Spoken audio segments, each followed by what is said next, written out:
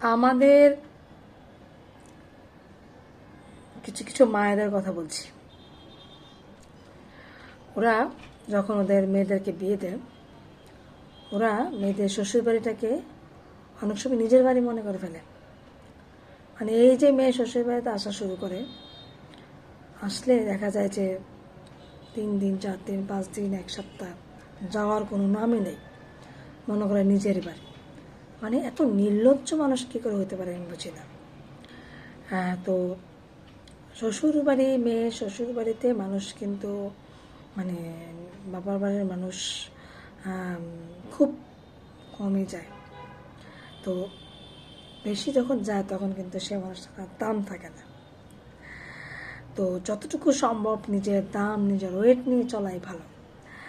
আর মেয়ের শ্বশুর বাড়ি, সেটা তো আরও ওয়েট নিয়ে চলা ভালো। কারণ এত বেশি ঘন ঘন গেলে দাম থাকে না।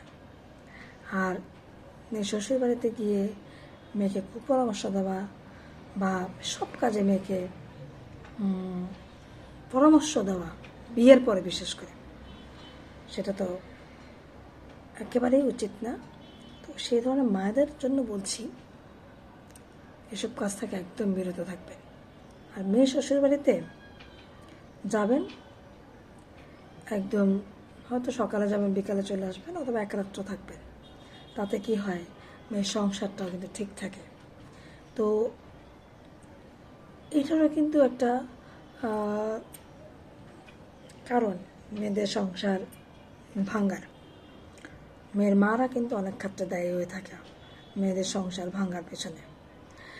তো সবসময় মেয়েদেরকে বিশেষ করে বিয়ের পরে বা বিয়ের আগে যে শ্বশুরবাড়ি সম্পর্কে, শ্বশুরবাড়ির মানুষগুলো সম্পর্কে সব সময় পজিটিভ চিন্তাধারা মাথায় ঢুকিয়ে দেওয়া উচিত। কীভাবে চলতে হবে, সবাইকে নিয়ে কীভাবে ম্যানেজ করে চলতে হবে, নিজের সংসারটা কীভাবে সুন্দর রাখতে হবে, নিজের বাচ্চা, নিজের স্বামী, সংসার গুছিয়ে কীভাবে রাখা যায়, সেই রকম পরামর্শ মেয়েদেরকে দেওয়া উচিত। ওই অন্যরকম চিন্তাভাবনা মেয়েদের মাথায় না ঢুকিয়ে দেওয়াই ভালো। তো যেটা বলছি সেটা হচ্ছে যে সবসময় নিজের ওয়েট নিয়ে চলাই ভালো। খোদা হাফেজ।